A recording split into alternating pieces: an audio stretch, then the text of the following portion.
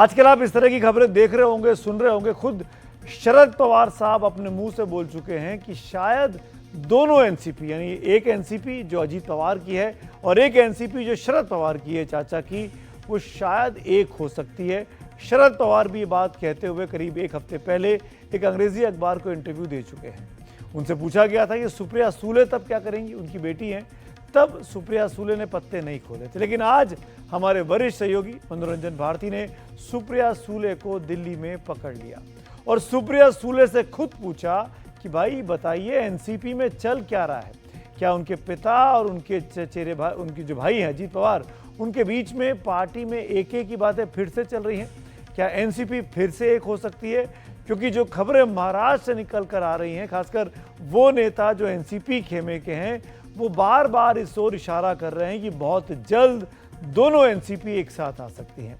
हालांकि सुप्रिया सूले ने अभी तो खुलकर इस बारे में जवाब नहीं दिया, लेकिन एक बात हम बता दें, इस बातचीत को जब आप सुनेंगे तो आप भी समझ जाएंगे कि सुप्रिया सूले भी इस बात से इनकार नहीं कर रही कि जल्दी ही दोनों का गठबंधन एक होकर एक पार्टी में तब्दील हो सकता है।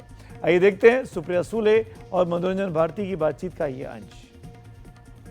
एनसीपी का मर्जर पे अभी अगले पार्लियामेंट सेशन तक कुछ नहीं हो रहा है। नहीं, अभी आप तो डेट पे डेट दिए जा रहे हैं, लेकिन अभी देश में क्या मायने रखता है, तो ये एमईए का ऑपरेशन सिंदूर, ये तो क्लियरली पेंड है। और ये जो बिल आ रहे हैं वो बहुत बहुत देश के लिए महत्वपूर्ण है। मैंने वैसे पहले कहा कि देश, फिर राज्य, फिर पार्टी, फिर फैमिली। तो लेकिन ये तो तय है कि आप ही तय करेंगी, आप, क्योंकि पवार साहब ने बैटन आपके हाथ में दे दिया। ऐसा नहीं है, बिल्कुल नहीं। बैटन नहीं, और पार्टी ऐसे नहीं चलती। वो जो भी निर्णय जब भी होगा नहीं होगा, ये वक्त ही बताएगा। लेकिन जो भी निर्णय हमारे पार्टी में होते हैं, सारे वरिष्ठ नेताओं से बात करके, पार्टी जब साथ में थी तभी भी पवार साहब सबको बुला के ही करते थे, और वो ही डेमोक्रेटिक वे सबसे पूछ जो भी निर्णय होंगे, भले जेपीसी का हो, एमईए का हो, या हमारे वन नेशन वन इलेक्शन का हो, कोई भी निर्णय जब पार्टी में होता है, फिर मर्जर का, वो भी सबको पूछ को, सबका मान सम्मान, वो जो कार्यकर्ता है, जो झंडा लेके लड़ता है, उसको भी पूछा जाएगा। उसके बाद ही हर निर्णय पार्टी में होता है।